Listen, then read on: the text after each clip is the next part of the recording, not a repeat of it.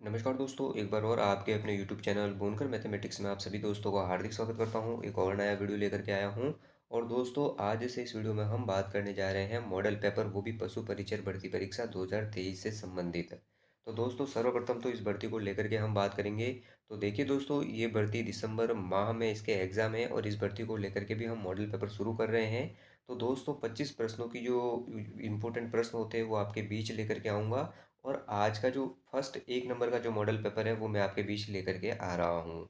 तो दोस्तों, राजस्थान जीके से संबंधित और राजस्थान का इतिहास, कला और संस्कृति, उसके बाद मैथमेटिक्स और ये तमाम पार्ट हैं, उन प्रश्नों को लेकर के इस वीडियो में हम बात करेंगे।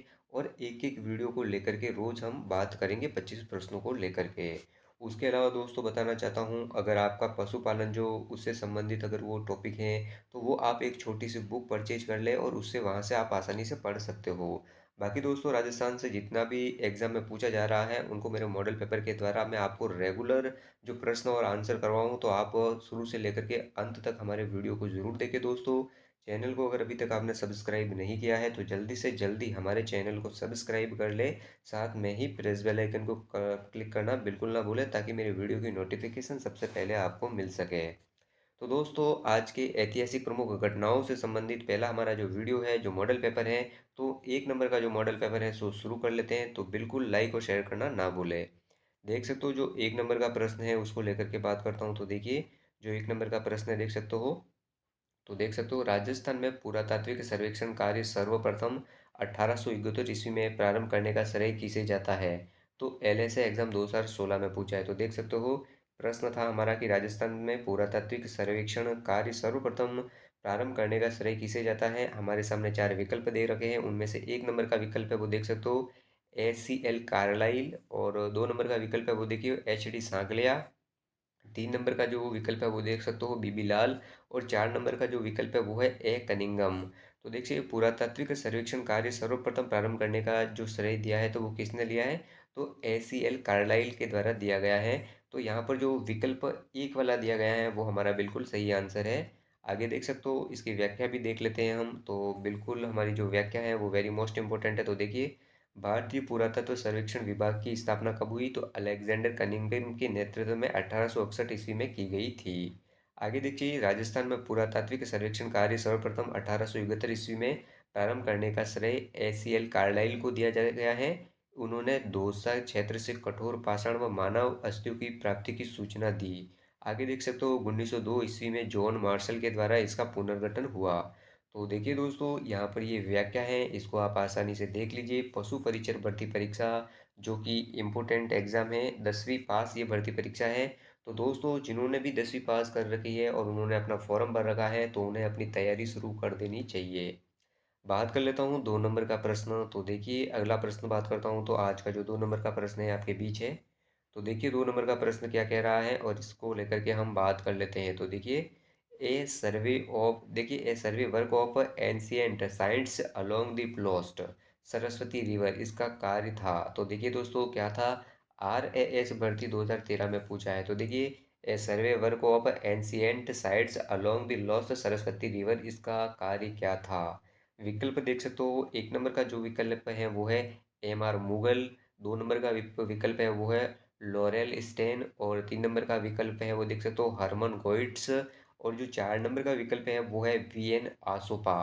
तो दोस्तों, करेक्ट आंसर क्या होगा, तो 2 नंबर का होगा a survey work of ancient science along the lost Saraswati river, इसका कार्य क्या था, तो ऑरेल स्टेन। यहाँ पर 2 नंबर का जो विकल्प है ऑरेल स्टेन, ये वाला बिल्कुल सही है। तो 2 नंबर का विकल्प हमारा यहाँ पर बिल्कुल सही होगा।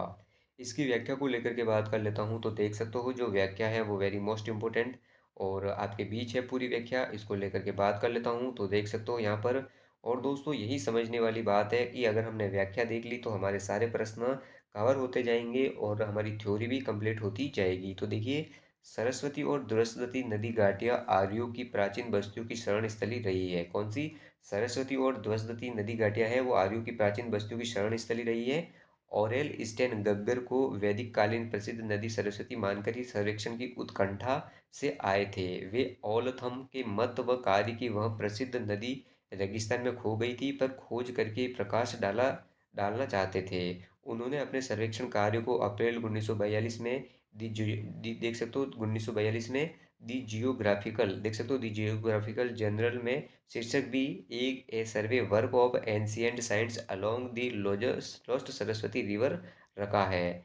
तो देखिए ऑरेल स्टेन के इन प्रयोगों से गग्गर को सरस्वती का वर्तमान रूप मानने में लोकप्रियता मिली है।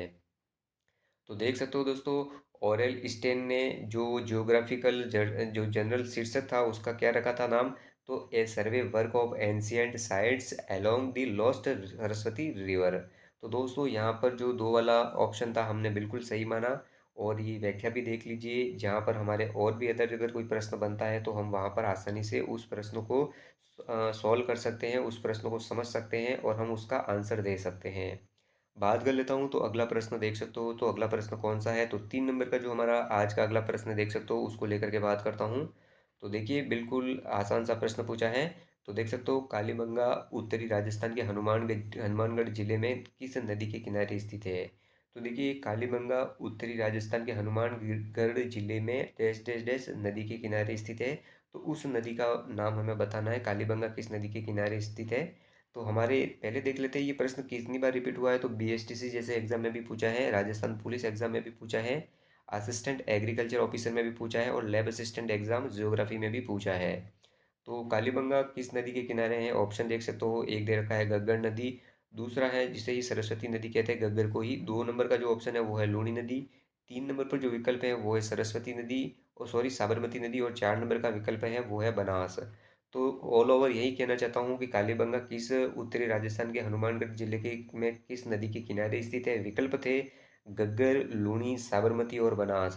तो हमने अभी व्याख्या में पढ़ा है, तो जो कालीबंगा सभ्यता है तो हनुमानगढ़ जिले में गग्गर नदी यानी कि उसे भी सरस्वती नदी के कहते हैं, इसके किनारे स्थित है। तो 1 नंबर का जो विकल्प था यहाँ पर हमारा बिल्कुल सही था। देख सकते हो इसकी जो व्याख्या है, या फिर आगे बात कर लेता हूँ, तो देखिए व्याख्या क्या है।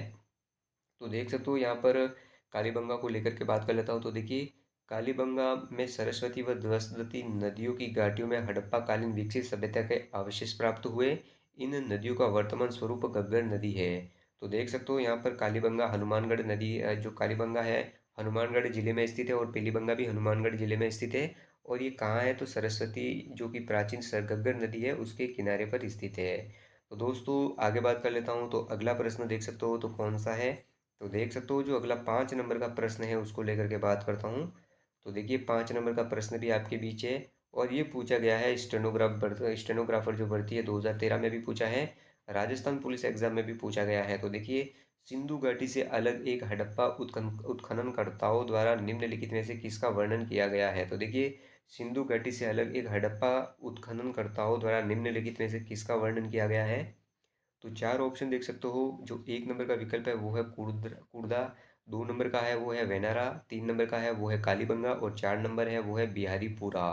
तो देख सकते हो सिंधु घाटी से अलग एक हड़प्पा उत्खननकर्ताओं द्वारा किसका वर्णन किया गया है, तो वो होगा 3 नंबर का है वो है कालीबंगा। तो 3 नंबर का विकल्प यहाँ पर हमारा बिल्कुल सही आंसर होगा। आगे बात कर लेता हूँ, तो 6 नंबर का प्रश्न है। तो देखिए 6 नंबर के प्रश्न को लेकर के बात करता हूँ, तो आपके बीच है 6 नंबर का प्रश्न और इसको लेकर के बात करता हूँ। तो देखिए ये प्रश्न भी पूछा गया है, कॉलेज लेक्चर भर्ती परीक्षा 2016 में पूछा है और छात्रावास अधीक्षक परीक्षा में भी पूछा है 2008 में। तो देखिए राजस्थान का कौन सा सैंधव स्थल गग्गर नदी के किनारे स्थित है। तो राजस्थान का कौन सा सैंधव स्थल गग्गर नदी के किनारे स्थित है।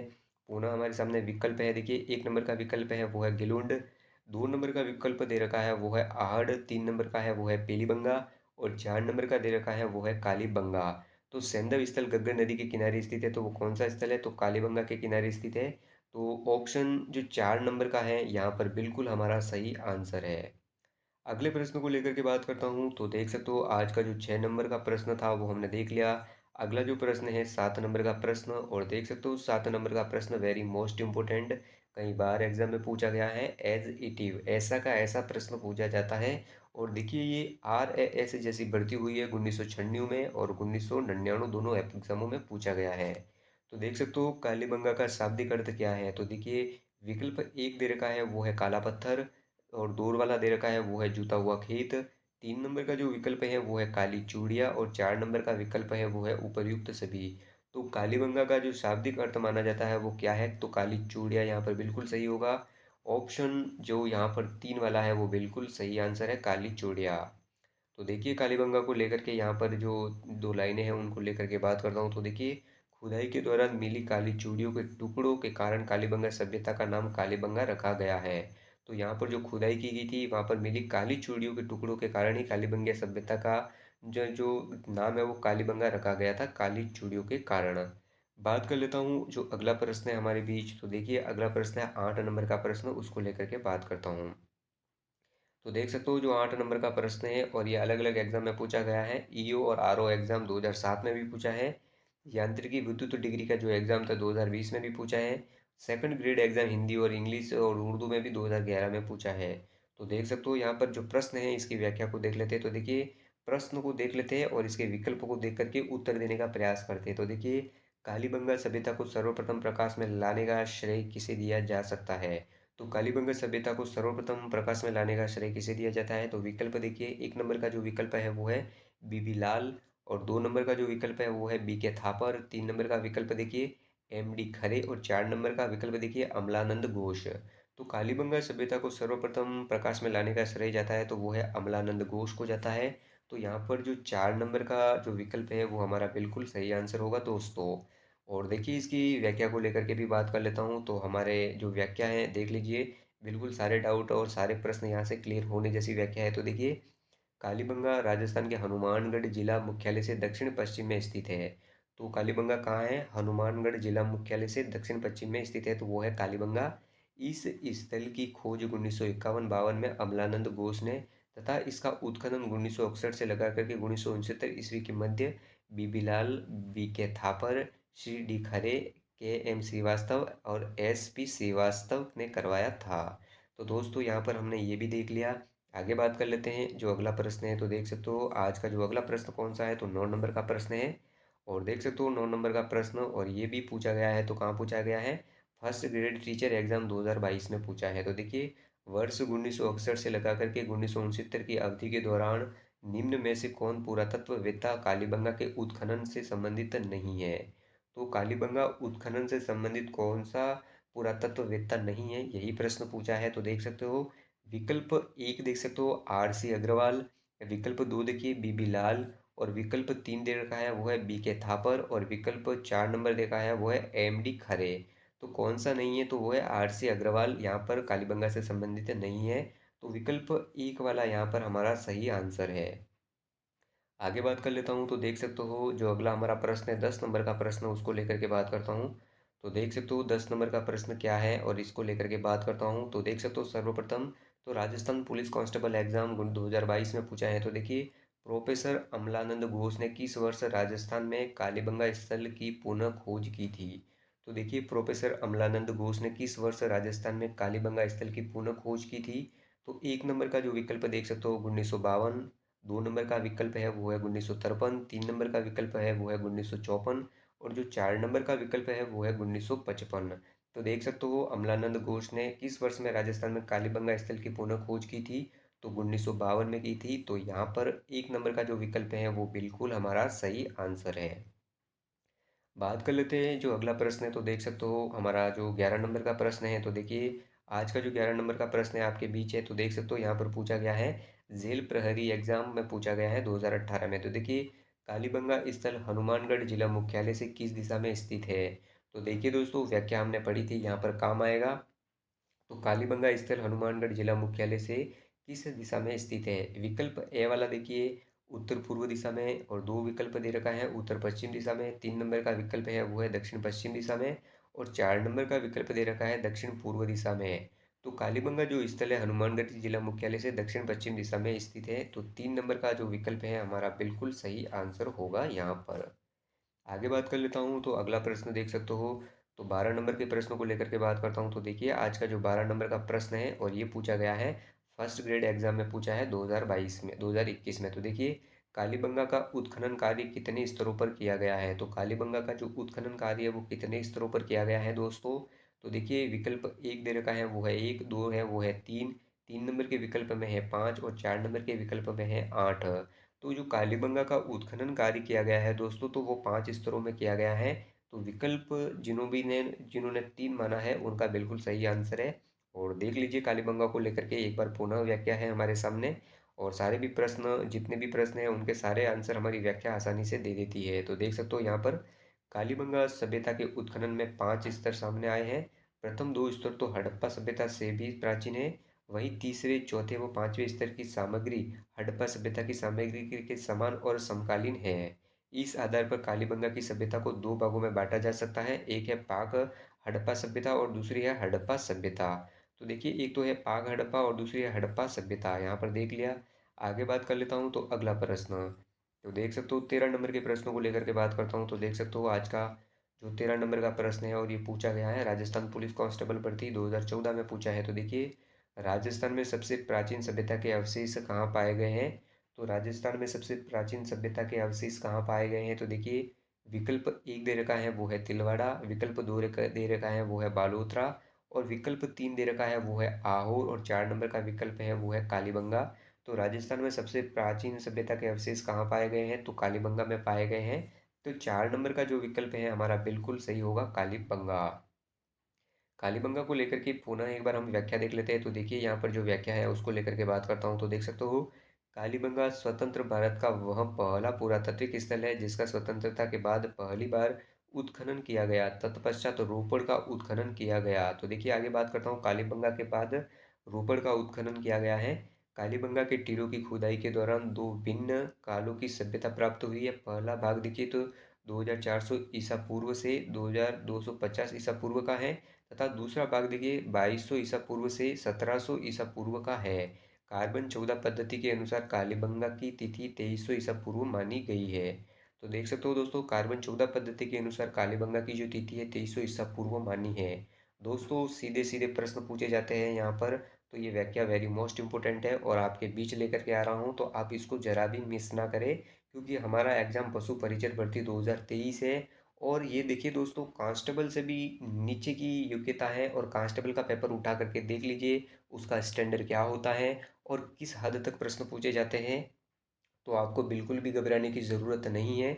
अगर आपके मन में, अगर आपने ठान ली है और आपने रेगुलर, मैं यूँ नहीं कह रहा कि मेरे ही मॉडल पेपर है और मेरे ही चैनल को देखो, अगर आपने कहीं से भी पढ़ाई की है तो आप उस पेपर को क्लियर कर पाओगे।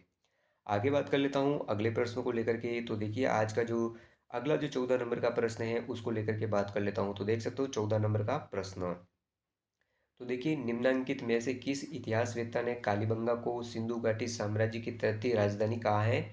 और द्वितीय श्रेणी शिक्षक भर्ती 2014 में ये प्रश्न पूछा है। तो वो इतिहासवेत्ता कौन है जिन्होंने कालीबंगा को सिंधु घाटी सभ्यता की तीसरी राजधानी कहा है? तो हमारे सामने विकल्प देख लीजिए। एक नंबर का जो विकल्प है वो है GH ओझा, 2 नंबर का विकल्प है वो श्यामल दास ने, और 3 नंबर का विकल्प है वो है दशरथ शर्मा, और 4 नंबर का विकल्प है वो है दयाराम साहनी। तो देखिए, इतिहासवेत्ता ने कालीबंगा को सिंधु घाटी सभ्यता की तृतीय राजधानी कहा है, तो वो कौन है? तो दशरथ शर्मा ने ये कहा है। तो 3 नंबर का जो विकल्प है हमारा बिल्कुल सही आंसर है। तो बात कर लेता हूँ इसकी जो व्याख्या है, वो देख सकते हो यहाँ पर, इतिहासवेत्ता दशरथ शर्मा ने कालीबंगा को सिंधु घाटी साम्राज्य की तृतीय राजधानी कहा है। तो वो किसने कहा है? तो कहा है, तो देख सकते हो दशरथ शर्मा ने कहा है। आगे बात कर लेता हूँ आज का जो अगला प्रश्न है 15 नंबर का प्रश्न, और देख सकते हो 15 नंबर का प्रश्न, और देखिए क्यों इम्पोर्टेंट प्रश्न है। तो ये अलग अलग एग्जामों में पूछा गया है। PSI एग्जाम में पूछा है, एग्रीकल्चर ऑफिसर एग्जाम में पूछा है, हाउस कीपर एग्जाम में पूछा है, लैब असिस्टेंट एग्जाम में भी पूछा है, और EO एग्जाम में भी पूछा है। तो दोस्तों, कर्मचारी चयन बोर्ड की एक सबसे बड़ी विशेषता ये है कि ये आए हुए प्रश्नों को कई बार रिपीट करता है। तो देखिए, राजस्थान में सभ्यता के किस स्थल पर सबसे प्रथम बार हल से जुते हुए खेत के साक्ष्य प्राप्त हुए हैं? तो यही पूछा है कि राजस्थान में सर्वप्रथम हल से जुते हुए साक्ष्य कहाँ पर, किस सभ्यता पर मिले हैं? तो देखिए, विकल्प एक दे रखा है वो है कालीबंगा, 2 नंबर पर है आयड़, 3 नंबर पर है वो है गणेश्वर, और 4 नंबर पर है वो है रंगमहल। तो कालीबंगा सभ्यता में खेत से जुते हुए, हल से जुते हुए खेत के साक्ष्य मिले हैं, तो 1 नंबर का विकल्प यहाँ पर हमारा बिल्कुल सही है। बात कर लेता हूँ तो इसकी जो व्याख्या है वो देख सकते हो आपके बीच है, और व्याख्या को लेकर के बात करता हूँ। तो देख सकते हो यहाँ पर जो इसकी व्याख्या है, देख सकते हो, पूर्व हड़प्पा कालीन स्थल कालीबंगा से एक दुर्ग, गाय के मुख वाले प्याले, तांबे के बैल, आगे देखिए कांस्य के दर्पण, हाथी दांत का कंगा भी मिला है, मिट्टी के बर्तन भी यहाँ से प्राप्त हुए और कांच की मणियाँ भी यहाँ से मिली है।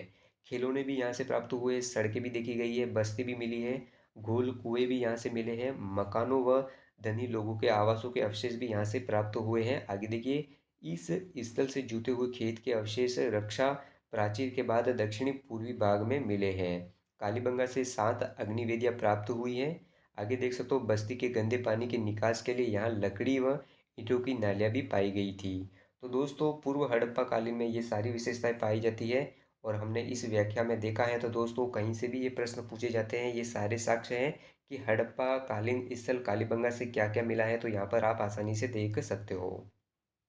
आगे बात कर लेता हूँ, तो 16 नंबर का प्रश्न है। तो देखिए, आज का जो 16 नंबर का प्रश्न है और इस 16 नंबर के प्रश्न को लेकर के बात कर लेता हूँ। तो देख सकते हो, वेरी मोस्ट इंपोर्टेंट प्रश्न और ये पूछा गया है। तो कॉलेज व्याख्याता भर्ती 2019 में पूछा है। तो देखिए, कालीबंगा पूरा स्थल के किस दिशा में जुता हुआ खेत मिला है। तो कालीबंगा पूरा स्थल के किस दिशा में जुता हुआ खेत मिला है, ये पूछ लिया आप। विकल्प एक देखिए, उत्तर पूर्व दिशा में। विकल्प दे देखिए, उत्तर पश्चिमी दिशा में। और विकल्प तीन दे रखा है वो दक्षिण पूर्व दिशा में। और 4 नंबर का विकल्प है वो दक्षिण पश्चिम दिशा में। तो वो खेता जो जूता हुआ खेत मिला है कालीबंगा सभ्यता में, वो किस दिशा में मिला है, तो दक्षिण पश्चिम दिशा में मिला है। तो दोस्तों, यहाँ पर जो 4 नंबर का विकल्प है हमारा बिल्कुल सही आंसर है। देखिए, आगे बात कर लेता हूँ। तो देख सकते हो, अगले प्रश्न को लेकर के बात करता हूँ। तो हमारे सामने है 17 नंबर का प्रश्न और ये भी पूछा है। तो देख सकते हो, 17 नंबर का प्रश्न है और रिपीट हुआ है। देख सकते हो, कालीबंगा पुरातत्व स्थल किस दिशा में जुता हुआ है, तो अभी देखा है हमने दक्षिण पश्चिम दिशा में। ये 4 नंबर का विकल्प हमारा बिल्कुल सही होगा। आगे बात कर लेता हूँ। तो देखिए, जो अगला प्रश्न है 18 नंबर का प्रश्न। देख सकते हो, 18 नंबर का प्रश्न और ये भी कहाँ का पूछा गया है। तो देख सकते हो, पीएसआई एग्जाम 2021 में पूछा है, लैब असिस्टेंट एग्जाम साइंस 2022 में पूछा है और सेकंड ग्रेड एग्जाम 2019 में पूछा है। तो देखिए, निम्नलिखित में से किस स्थल से उत्खनन में अग्नि वेदिकाएं मिली थी। तो अग्नि वेदिकाएं किसके उत्खनन में मिली है, तो एक नंबर पर देखिए मोहनजोदड़ो दे रखा है, दो नंबर पर है वो चंदू दाड़ो दे रखा है, तीन नंबर लोथल दे रखा है और 4 नंबर है वो है कालीबंगा। तो अग्नि वेदिकाएँ मिली है वो कालीबंगा से मिली है। तो ऑप्शन जो 4 वाला है हमारा यहाँ पर बिल्कुल सही है, 4 नंबर विकल्प। आगे बात कर लेता हूँ, जो अगला प्रश्न है। तो देख सकते हो, 19 नंबर के प्रश्नों को लेकर के बात करता हूँ। तो देख सकते हो, 19 नंबर का प्रश्न देख सकते हो हमारे सामने है। 19 नंबर का प्रश्न देखिए, कालीबंगा क्षेत्र से कितनी अग्नि वेदिकाएं प्राप्त हुई है। तो यहाँ पर देखिए, महिला पर्यवेक्षक भर्ती 2015 में पूछा गया है। तो कालीबंगा क्षेत्र से कितनी अग्नि वेदिकाएं प्राप्त हुई है, तो देखिए, एक नंबर का विकल्प है वो है 5, दो नंबर का विकल्प है वो है 7, तीन नंबर का जो विकल्प है वो देख सकते हो 8 और 4 नंबर का विकल्प है वो है 9। तो कालीबंगा क्षेत्र से कितनी अग्नि वेदिकाएं प्राप्त हुई है, तो दोस्तों वो 7 प्राप्त हुई है। यहाँ पर देख सकते हो, विकल्प नंबर 2 वाला हमारा बिल्कुल सही है, जिसका आंसर है 7। आगे बात कर लेता हूँ, जो अगला प्रश्न है। तो देख सकते हो, 20 नंबर के प्रश्न को लेकर के बात करता हूँ। तो आज का जो 20 नंबर का प्रश्न है वो आपके बीच है और ये पूछा गया है प्रश्न, कॉलेज व्याख्याता इतिहास 2016 के पेपर में पूछा है। तो देखिए, कालीबंगा में प्राप्त चबूतरे निर्मित है। तो कालीबंगा बंगा में जो चबूतरे प्राप्त हुए हैं वो किससे निर्मित है, तो एक नंबर का विकल्प देखिए लकड़ी से, दो नंबर का जो विकल्प दे रखा है मिट्टी की ईंटों से बने हैं और तीन नंबर का दे रखा है वो है पत्थरों से और जो 4 नंबर का विकल्प है वो देख सकते हो लकड़ी और धातु से। तो देखिए दोस्तों, कालीबंगा में जो चबूतरे हैं वो किससे निर्मित है, मिट्टी के ईंटों से निर्मित है। तो यहाँ पर दो नंबर का जो विकल्प है हमारा बिल्कुल सही आंसर है। और इसकी व्याख्या को लेकर के बात करता हूँ। तो देख सकते हो, यहाँ पर जो व्याख्या है यहाँ पर बहुत ही आसानी से आप समझ सकते हो। तो देखिए, कालीबंगा एक फर्श पूरे हड़प्पा काल का एकमात्र ऐसा उदाहरण है जहाँ अलंकृत ईंटों का प्रयोग हुआ है। मकानों की नालियाँ, शौचालय, भट्टियों एवं कुछ संरचनाओं में पकी हुई ईंटों का प्रयोग किया गया है। कमरों में ऊपर की ओर छेद किए हुए किवाड़ व मुद्रा पर व्याघ्र का अंकन एकमात्र इसी स्थल पर मिला है। यहाँ प्राप्त सिंधु घाटी पुरावशेषों के संरक्षण हेतु एक संग्रहालय की स्थापना भी की गई है। तो दोस्तों, कालीबंगा को लेकर के फिर से हमने एक बार बात कर ली। आगे बात कर लेते हैं अगले प्रश्नों को लेकर के। तो देख सकते हो, जो अगला प्रश्न है वो है 21 नंबर का प्रश्न और 21 नंबर के प्रश्नों को लेकर के बात करता हूँ। तो देखिए, यहाँ पर ये प्रश्न पूछा गया है। तो महिला पर्यवेक्षक भर्ती 2015 में पूछा है। तो देखिए, दोहरी रक्षा प्राचीर के साक्ष्य राजस्थान की किस सभ्यता से प्राप्त हुए हैं। तो दोहरी रक्षा प्राचीर राजस्थान में ये साक्ष्य कहाँ से प्राप्त हुआ है, तो एक नंबर का जो विकल्प है वो देख सकते हो बालाथल सभ्यता, दो नंबर का जो विकल्प है वो ओजियाना सभ्यता, तीन नंबर का सभ्य जो जो विकल्प है वो देख सकते हो कालीबंगा सभ्यता और 4 नंबर का विकल्प है वो है गणेश्वर सभ्यता। तो दोहरी रक्षा प्राचीर किस सभ्यता से प्राप्त हुई है? तो वो कालीबंगा सभ्यता से प्राप्त हुई है। तो दोस्तों जो 3 नंबर का जो विकल्प है हमारा यहाँ पर बिल्कुल सही है। इसकी व्याख्या को लेकर के बात कर लेता हूँ, तो देख सकते हो इसकी जो व्याख्या है, और यहाँ पर हम बात कर लेते हैं व्याख्या को लेकर के। तो देख सकते हो यहाँ पर देखिए, हरियाणा में राखी, देख सकते हो हरियाणा में राखी गढ़ी एवं गुजरात में धौलावीरी के बाद राजस्थान में कालीबंगा देश का तीसरा सबसे बड़ा पुरातात्विक स्थल है। तो देख सकते हो कालीबंगा में 2 टीले विद्यमान हैं। पश्चिम के छोटे एवं अपेक्षाकृत ऊंचे टीले को गढ़ी क्षेत्र यानी कि दुर्ग कहा जाता है, तथा बड़े एवं अपेक्षाकृत निचले टीले को नगर क्षेत्र कहते हैं। आगे देखिए दोस्तों, अगली व्याख्या को लेकर के बात करता हूँ। तो देखिए यहाँ पर हमने देख लिया, तो देख सकते हो यहाँ पर नगर क्षेत्र कहते हैं, यहाँ पर हमने देख लिया था। तो दोनों को अलग अलग सुरक्षात्मक दीवार परकोटे से सुरक्षित किया गया था। दुर्ग क्षेत्र को ऐसा दिबागीकरण किसी अन्य सैंधव स्थल पर नहीं मिला है। आगे देख सकते हो, इस काल के लोगों ने समचतुर्भुजाकार रक्षा प्रणाली के अंदर अपने आवासों का निर्माण किया है। इस सुरक्षा प्राचीर को 2 चरणों में बनाने के प्रमाण मिले हैं। रक्षा प्राचीर के अंदर बाहर दोनों ओर से मिट्टी का लेप किया गया है। तो दोस्तों फिर से हमने कालीबंगा को लेकर के बात कर ली।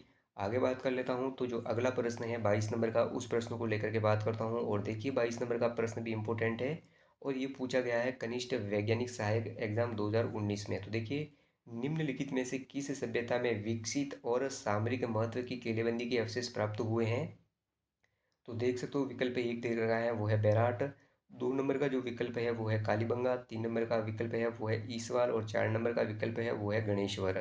तो देख सकते हो, तो किस सभ्यता में विकसित और सामरिक महत्व की किलेबंदी के अवशेष प्राप्त हुए हैं? तो वो कालीबंगा से प्राप्त हुए हैं, और 2 नंबर का जो विकल्प है यहाँ पर बिल्कुल हमारा सही आंसर है। आगे बात कर लेता हूँ, तो देखिए आज का जो अगला प्रश्न है हमारा 23 नंबर का प्रश्न, और देख सकते हो ये प्रश्न भी पूछा गया है। तो व्याख्याता आयुर्वेद विभाग 2021 में पूछा है। तो देखिए, कालीबंगा से निम्न में से किस फसल के अवशेष प्राप्त हुए हैं? तो कालीबंगा से निम्न में से किस फसल के अवशेष प्राप्त हुए हैं? तो 1 नंबर का जो विकल्प है वो है जौ, 2 नंबर का विकल्प है वो है सोयाबीन, 3 नंबर का विकल्प है वो है रागी, और 4 नंबर का जो विकल्प है वो है चावल। तो कालीबंगा से निम्न में से किस फसल के अवशेष प्राप्त हुए हैं? तो वो जौ के प्राप्त हुए हैं। 1 नंबर का जो हमारा विकल्प है यहाँ पर बिल्कुल सही आंसर है। आगे बात कर लेता हूँ, तो देख सकते हो 24 नंबर का जो प्रश्न है वो देख सकते हो, उससे पहले यहाँ पर व्याख्या देख लीजिए दोस्तों। कालीबंगा सभ्यता के लोग गेहूं एवं जौ का प्रयोग करते थे। चूना और सरसों के साक्ष्य भी मिले हैं। तो देखिए दोस्तों, गेहूं और जौ से भी परिचित थे कालीबंगा के लोग, और उसके अलावा बात की जाए तो चना और सरसों से भी साक्ष्य यहाँ पर पाए गए हैं। आगे बात कर लेता हूँ, तो 24 नंबर का जो हमारा प्रश्न है, तो देख सकते हो यहाँ पर हमारा जो प्रश्न है ये आपके बीच है। तो देख सकते हो यहाँ पर, और ये जो प्रश्न पूछा गया है उद्योग प्रचार अधिकारी 2018 में पूछा है। तो देखिए, राजस्थान के किस स्थल से प्राप्त मृद भांडों को लाल धरातल पर काले रंग की सुंदर ज्यामितिक डिजाइनों से सजाया गया है? तो 4 विकल्प है हमारे सामने। 1 नंबर का जो विकल्प है वो है आयड, 2 नंबर का जो विकल्प है वो है कोटाडिगी, 3 नंबर का जो विकल्प है वो है गेलुंड, 4 नंबर का विकल्प है वो है कालीबंगा। तो देखिए, राजस्थान के किस स्थल से प्राप्त मृद भांडों को लाल धरातल पर काले रंगों की सुंदर ज्यामितिक डिजाइनों से सजाया गया है? तो वो कौन सा है? तो वो है कालीबंगा। जो 4 नंबर का विकल्प है हमारा हमारे सामने, उसका उत्तर बिल्कुल 4 सही होगा। और देख सकते हो यहाँ पर इसकी व्याख्या को लेकर के हम बात कर लेते, तो देख सकते हो आपके बीच है पूरी व्याख्या। तो देखिए, कालीबंगा से प्राप्त हड़प्पाकालीन मृद भांडों को उनके आकार, बनावट और मुख्यतः उनके रंग के आधार पर 6 उपभागों में विभाजित किया गया है। अलंकरण के लिए लाल धरातल पर काले रंग की ज्यामितीय पशु पक्षी का चित्रण व बहुतायत से किया गया मिलता है। तो दोस्तों 4 नंबर का विकल्प हमारा यहाँ पर बिल्कुल सही आंसर है। और आज का जो लास्ट नंबर का जो प्रश्न है 25 नंबर के प्रश्न को लेकर के बात कर लेता हूँ। तो देख सकते हो यहाँ पर जो लास्ट प्रश्न है, देखिए यहाँ पर, कालीबंगा से हड़प्पा पूर्व की सभ्यता से मिलते जुलते अवशेष पाकिस्तान में किस स्थान पर मिलते हैं? तो देखिए, कनिष्ठ अनुदेशक सीधी भर्ती परीक्षा 2019 में पूछा है। तो देखिए, कालीबंगा से हड़प्पा पूर्व की सभ्यता से मिलते जुलते अवशेष पाकिस्तान में किस स्थान पर मिले हैं? तो एक ऑप्शन है वो देखिए सुदको गोंडोर, 2 नंबर का है वो है लाहौर, 3 नंबर का है वो कोट दीजी, और 4 नंबर का है मोंटगोमरी। तो देखिए, कालीबंगा से हड़प्पा पूर्व की सभ्यता के मिलते जुलते अवशेष है वो पाकिस्तान में कहाँ पर मिले हैं? तो वो मिले कोट दीजी में मिले हैं। तो पाकिस्तान के कोट दीजी में मिले हैं। तो 3 नंबर का जो विकल्प है हमारा बिल्कुल सही आंसर होगा। देख सकते हो इसकी जो व्याख्या है उसको लेकर के बात कर लेता हूँ। तो देखिए, कोट दीजी कहाँ है? तो वर्तमान में पाकिस्तान में है। कोट डिगी भी कहते हैं इसे। पाकिस्तान के सिंध प्रांत में सिंधु नदी के तट पर स्थित इस स्थल के अग्नि में दो दो बार नष्ट होने के साक्ष्य प्राप्त हुए हैं। यहाँ प्राक हड़प्पा कालीन संस्कृति के भी अवशेष मिले हैं। तो दोस्तों यहाँ पर हमने देख लिया कोट दीजी कहाँ है, तो सिंधु नदी के किनारे पाकिस्तान में स्थित है। और दोस्तों कोट डिगी भी इसे कहते हैं और कोट दीजी भी यही है और ये सिंधु नदी के किनारे स्थित है। आगे देखिए यहाँ पर जो हमारे जो लास्ट प्रश्न है उसको लेकर के बात कर लेता हूँ। तो देखिए आज का जो लास्ट प्रश्न है हमारा, आज के मॉडल पेपर का जो लास्ट प्रश्न है उसको लेकर के बात करता हूँ। तो देखिए कोट डिगी सभ्यता का संबंध कहाँ से है? तो देखिए कोट डिगी सभ्यता का संबंध कहाँ से रहा है? तो यहाँ पर देख सकते हो जेईएन डिग्री एग्जाम 2016 में पूछा है। तो देखिए एक नंबर का विकल्प है वो है हड़प्पा पूर्व की सभ्यता से, दो नंबर का विकल्प है चीन की सभ्यता से, तीन नंबर का जो विकल्प है वो मिस्र की सभ्यता से, और जो चार नंबर का विकल्प है वो है सुमेरिया की सभ्यता से। तो कोट डिगी सभ्यता का संबंध कहाँ से रहा है? तो हड़प्पा पूर्व की सभ्यता से रहा है। तो जो एक नंबर का विकल्प है हमारा यहाँ पर बिल्कुल सही आंसर है। आज देखिए दोस्तों आज के सारे प्रश्नों को लेकर के हमने बात कर ली, मगर एक प्रश्न और है तो उसको लेकर के बात कर लेता हूँ। तो देख सकते हो अगला जो हमारा प्रश्न है वो भी हमारे सामने है, और ये प्रश्न कहाँ का पूछा गया है? तो देखिए सेकंड ग्रेड एग्जाम में पूछा है, कनिष्ठ अनुदेशक एग्जाम में पूछा है, और देखिए सेकंड ग्रेड संस्कृत डिपार्टमेंट में भी पूछा है, कनिष्ठ अनुदेशक वेल्डर एग्जाम में पूछा है, लैब असिस्टेंट एग्जाम में भी पूछ लिया गया है, और फर्स्ट ग्रेड एग्जाम में भी पूछा है। तो अलग अलग एग्जामों में कई बार ये प्रश्न पूछा है। तो देखिए निम्न में से किस स्थल को ताम्रवती नगरी के नाम से भी जाना जाता है? तो देखिए निम्न में से किस स्थल को ताम्रवती नगरी के नाम से भी जाना जाता है? और कर्मचारी चयन बोर्ड का फेवरेट क्वेश्चन है, कई बार एग्जाम में आता है। एक नंबर का विकल्प है वो है बैराट, दो नंबर पर है वो है आयड़, तीन नंबर पर है कालीबंगा, और चार नंबर पर देखा जाए तो बागौर। तो ताम्रवती नगरी के नाम से कौन सी सभ्यता जानी जाती है? तो वो आयड़ जानी जाती है। तो दो नंबर का विकल्प यहाँ पर हमारा बिल्कुल सही आंसर है। देख सकते हो इसकी जो व्याख्या है यहाँ पर आपके बीच है, तो देख सकते हो यहाँ पर बात कर लेता हूँ। तो आहड़ देखिए यह ताम्र उपकरण बर्तन काले व लाल रंग के मृदभांड आदि प्राप्त हुए हैं। तांबे के उपकरणों की प्रचुरता के कारण इसे प्राचीनतम काल में ताम्रवती नगरी भी कहा जाता था। आहड़ की विशिष्ट आकृति के बर्तनों को ब्लैक एंड रेड क्वेयर भी कहा जाता है। तो देखिए दोस्तों very most important, black and red ware कहाँ कहा जाता है? तो तांबे के आयड में विशिष्ट आकृति के बर्तनों को कहा जाता है तो ब्लैक एंड रेड वेयर कहा जाता है। तो वेरी मोस्ट इम्पोर्टेंट ताम्रवती नगरी आयड जो कि उदयपुर में स्थित है। तो देख सकते हो दोस्तों आगे बात कर लेते हैं। तो यहाँ पर हम आगे बात करेंगे तो अगले मॉडल पेपर में बात करेंगे। आज के जो हमारे जो 25 प्रश्न थे जो आपके बीच लाया था, जो वेरी मोस्ट इम्पोर्टेंट है दोस्तों, और ये बिल्कुल एग्ज़ाम में आने लायक है दोस्तों। जो सीईटी एग्ज़ाम हुए थे या फिर दोनों सीईटी को लेकर के भी बात कर लो, तो वहाँ पर भी हमने बहुत सारे वीडियो बना रखे हैं। तो आप उन प्रश्नों को और उन वीडियो को जा कर के भी अधिक से अधिक देखने का प्रयास करें दोस्तों। राजस्थान जीके से जितने भी प्रश्नों को आप हल करोगे इस भर्ती परीक्षा में आपको बेनिफिट मिलने वाला है। तो देखिए दोस्तों जो चीज़ टाइट है वो प्रत्येक अभ्यर्थी के लिए टाइट होगी, तो इस बात की चिंता नहीं करनी है। बाकी हमारे जो मॉडल पेपर रेगुलर आपके बीच लाऊंगा, पशु परिचर भर्ती परीक्षा 2023 जो कि दिसंबर माह में आयोजित होगी, राजस्थान कर्मचारी चयन बोर्ड के द्वारा इस भर्ती परीक्षा का आयोजन करवाया जाएगा। तो हमें थोड़ा डीप में और कंठस्थ तैयारी करते हुए चलना होगा, क्योंकि कई बार बोर्ड के पेपरों को हम देखते हैं तो उनके पेपरों में कहीं न कहीं कठिनाई और गहराइयों में क्वेश्चन ज़्यादा पूछ लिए जाते हैं। तो इस बात को ध्यान में रखते हुए हमें अपनी तैयारी विधिवत ढंग से और कंठस्थ करनी है और रेगुलर मॉडल पेपरों के टच में रहना है। तो दोस्तों हमारे चैनल को लाइक और शेयर करना ना भूलें। जय हिंद, जय भारत।